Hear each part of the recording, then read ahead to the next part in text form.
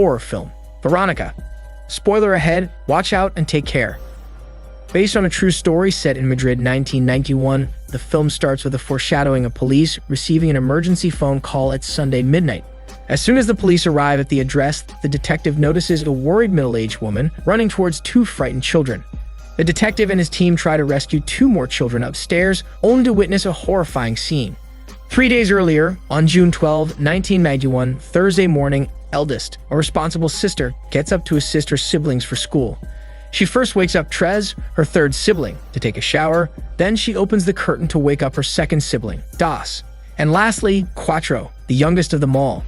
During breakfast, Das informs Eldest to bring negative pictures used to look at the eclipse as a class project. Eldest then goes to her mother's room to get Das's class project, but she eerily stops when she takes her dead father's photo.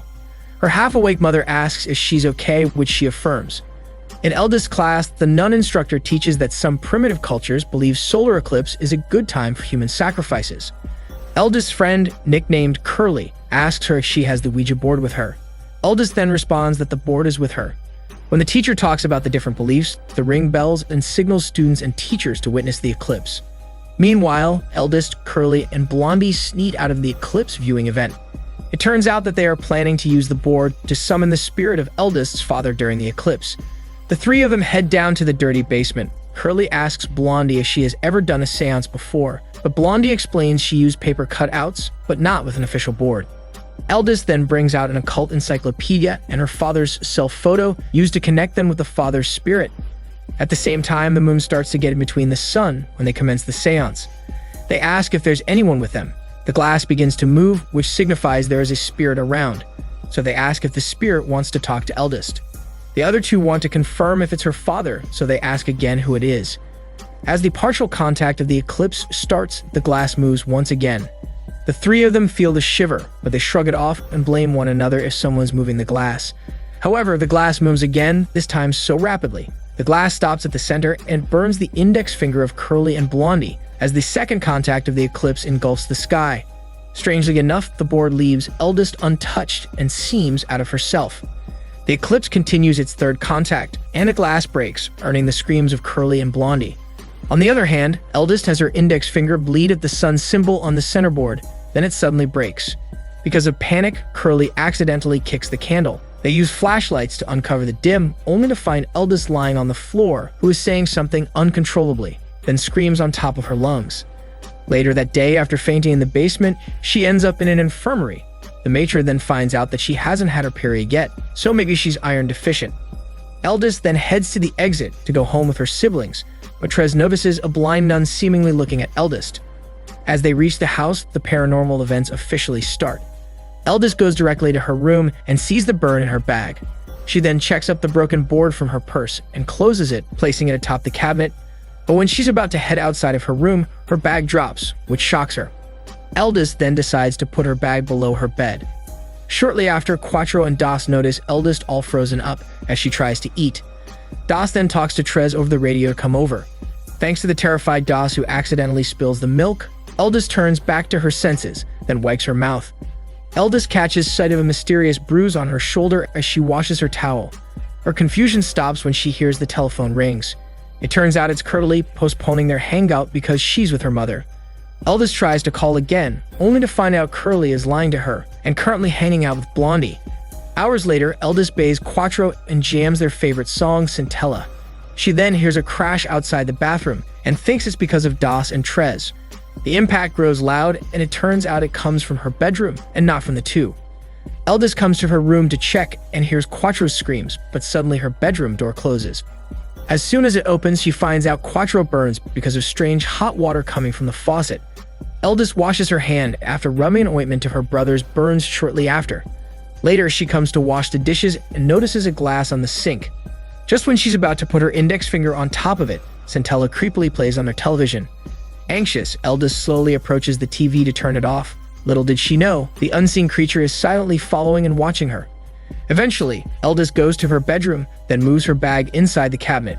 Strangely though, she wakes up suddenly in the middle of the night, noticing her cabinet's mirrored door closing slowly.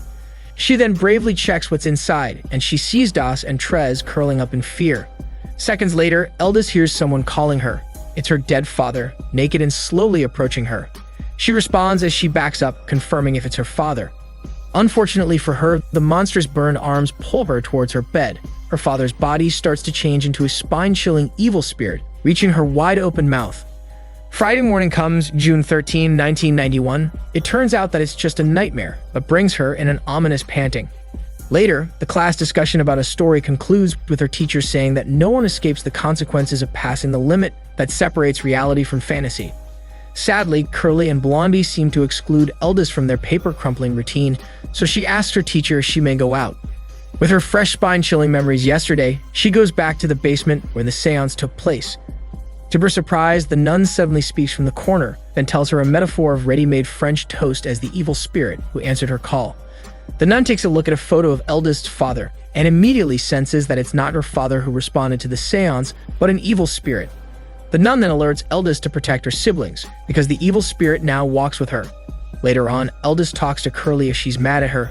Curly says no and explains that she ignores Eldest because of the strange incident during the seance. Now aware of the devil, Eldest draws a symbol of protection to papers and tapes them around the house when she gets home.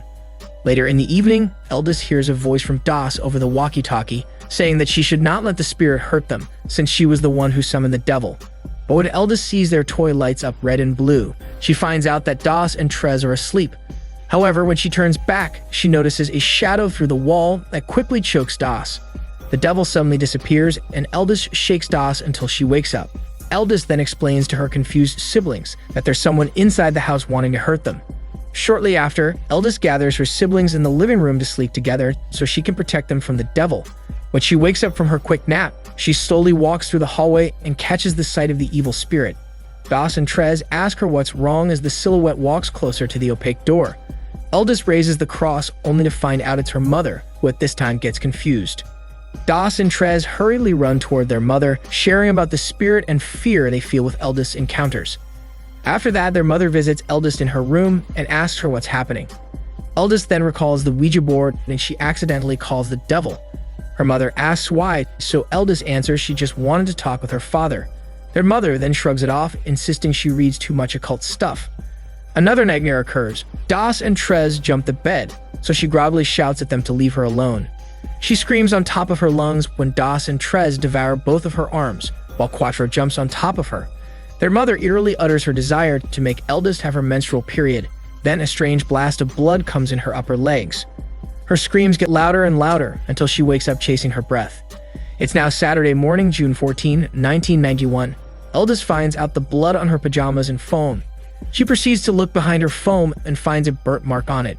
Shortly after, she notices a book from Quattro's hand. Quattro says that their father reads it with him, and he will come back again to take him where he lives. Eldest instructs Quattro that he needs to plug his ears and repeatedly shout for her name if the creature comes back. Worried for her family, Eldest checks their phone one by one and sees the different positions of burnt marks. Although it's Saturday, Eldest goes to the basement and seeks an answer from the nun. She then asks how to stop it, but the nun tells her that God has nothing to do with it, so crosses and amulets do not work. Eldest needs to do the same way the spirits came in, and she needs to destroy the spirit's pathway. Eldest stops by to a swing to read more about it, and it says she has to do right what she did wrong and never end the seance with a goodbye, or it will stay with her. This means that she needs to do the seance again to open up the pathway for the devil to go back where it came from. After knowing the possible solution, Eldest runs toward Curly and Blondie's party to ask for help and do the seance again. However, Curly and Blondie refuse, with Curly informing Eldest about the thing Eldest uncontrollably utters back on Thursday, that Eldest is going to die today. The world seems to collapse to Eldest's shoulders when she realizes there's no turning back, so she comes to her mother's diner to ask her if she can close her shop and be with them instead. Their busy mother refuses because of the hectic restaurant and promises to take them to the park tomorrow. A late rainy night envelops the tension as Eldest devises a plan to do the board, this time with Das and Trez. Meanwhile, Quattro's task is to draw the protection symbols on the walls, but Quattro, as a child he is, outlines the wrong protection symbols instead. Shortly after, Eldest leads the seance, following the instruction of the occult encyclopedia. They first ask if the spirit is here, and the glass moves into yes. Eldest does not obey the nun's advice and exclaims that they are here to say goodbye to the spirit and needs to leave this place, but the glass moves into no. She then loudly commands the spirit to leave out of there, while she also instructs Das and Trez to repeat her command. Eldest rereads the book and figures out they need to sing a mantra to conclude the seance properly. The three sing Scintilla as the ominous feeling creeps. Their mantra goes in a lower volume, so Eldest asks them to keep going. Suddenly, one of their doors slowly closes, then loud bangings echo the scene. Das and Trez cannot continue to sing because of the fright. The door bursts open, the candles lit off, and the Ouija board breaks. Seconds later, the glass rolls outside the door, so Eldest slowly follows it. The glass knocks on her bedroom door, then leads her to the phone. Eldest switches on her flashlight and inspects the burnt phone, only for the creature to grip her hand. Eldest escapes and quickly runs into the hallway. While the lights blast off, she reunites with her siblings and calls for emergency help. As Eldest cries for aid from the police, she catches a glimpse of the innocent Quattro heading to the door and eventually yanks by the burnt monster. She then frantically follows Quattro to the bathroom.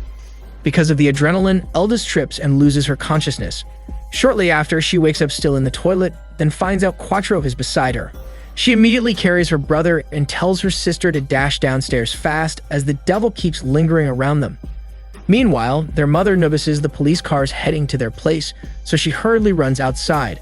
When the siblings are about to get out, only Das and Trez can make it. Eldest realizes the devil is playing with her because Quattro is not in her arms. Eldest heads back to find Quattro, ignoring the fright from breaking things along her path. She spots him in the bathtub, but the evil shadow pulls Quattro on his feet, then closes the curtains. She tries to approach it, the shadow slaps her, causing her to slump against the mirror. Meanwhile, Quattro runs out of the bathroom to hide in her bedroom. As soon as Eldest recovers, the evil creature possesses her body. She slowly goes to her bedroom to find Quattro as the evil shadow walks through the wall and opens her cabinet, revealing Quattro inside. Her possessed body tries to call Quattro, but Quattro knows it's not her sister, so he continues to plug his ears, then repeatedly calls for her. Eldest then faces a mirror where her true self cries for their life and learns that she became the creature's pathway by using her body to hurt her sibling.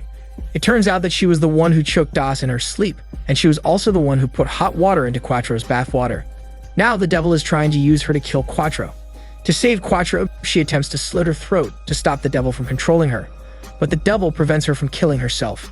The beast then catches her body and puts its arm on her mouth, choking her. It is already June 15, 1991, Sunday midnight. The detective and his team witness a horrifying scene of the Eldest screaming in pain as her body strangely warps while struggling and abruptly falls. Shortly after, they notice Quattro in the cabinet and they successfully rescue him. Meanwhile, the police call the medic to rescue Eldest, who passes out on the ground. Outside, the mother awaits Eldest and cries upon seeing her in a horrifying condition. The detective investigates the scene inside the house and finds a photo of Eldest. He tries to touch it, but it's hot as it slowly starts to burn. Since Eldest became the evil creature's door, it ceases to exist in the world when the police declare her already dead, and the electricity suddenly comes back. After that, the detective writes about the incident and certifies having witnessed the first paranormal police report in Spain. In the end, the story remains a mystery, completely